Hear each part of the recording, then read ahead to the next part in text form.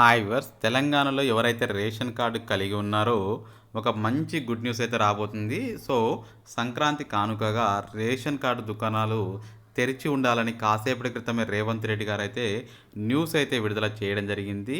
So ఆ రోజు ఈ వస్తువులు కూడా పంపిణీ చేయాలని చెప్పేసి కూడా ఆదేశాలు జారీ చేయడం జరిగింది. కాబట్టి ఎవరైతే ఈ వీడియో చూస్తున్నారో ఖచ్చితంగా చివరి వరకు చూడండి. 100% పూర్తి సమాచారం అయితే తెలియజేయడం జరుగుతుంది. ఖచ్చితంగా లైక్, సబ్స్క్రైబ్ చేయండి. సో రేవంత్ రెడ్డి గారైతే సంక్రాంతి పండుగ రోజైతే మరొక శుభవార్త అయితే రాబోతుంది.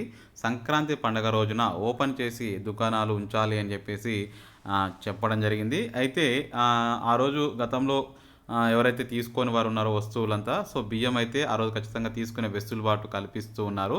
అదేవిధంగా ఈ సంక్రాంతి పండుగకి కానుక కూడా కొన్ని వస్తువులు ఇవ్వాలి అని చెప్పేసి భావిస్తున్నట్లయితే సమాచారం జరిగింది.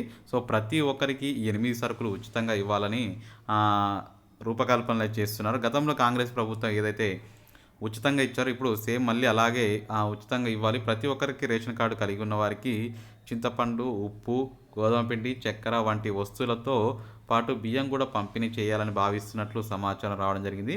దీనికి సంబంధించి ప్రస్తుతం అయితే రూపకల్పన కూడా చేసి ఒక జీవో కూడా విడుదల చేయాలని చెప్పి భావిస్తున్నట్లు సమాచారం రావడం జరిగింది. ఒకవేళ వద్దనుకున్న వారికి, అంటే ఈ వస్తువులు ఏది ఉప్పు, పప్పు, చింతపండు ఈ వస్తువులు వద్దనుకున్న వారికి 2,000 రూపాయలు ఇవ్వాలి అని చెప్పి భావిస్తున్నట్లు కూడా సమాచారం రావడం జరిగింది. అంటే ఇదంతా కేవలం రేషన్ కార్డు ఉన్న వారికి ప్రతి పండగకి ఇట్లా ఇవ్వాలి అని చెప్పేసి, అవసరమైతే ఈ సంక్రాంతికి కూడా ఫ్రీగా ఇచ్చే ఉద్దేశంతో ఉన్నట్లు సమాచారం రావడం జరుగుతుంది. సో మొత్తానికైతే ఈ ఈ పండగకి మాత్రం రేషన్ డీలర్స్ ఎవరైతే ఉన్నారో ఖచ్చితంగా తెరిచి ఉంచాలి. ఎందుకంటే ఎవరైతే తీసుకొని వాళ్ళు ఈ పండగకి వాళ్ళు ఈ బియ్యం ఇవన్నీ తీసుకునే అవకాశం అయితే ఉంటుంది.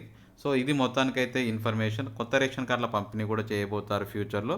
ఇంకా ఫర్దర్గా డౌట్స్ ఉంటే అడగండి, షేర్ చేయండి. Thank you for watching. Have a nice day.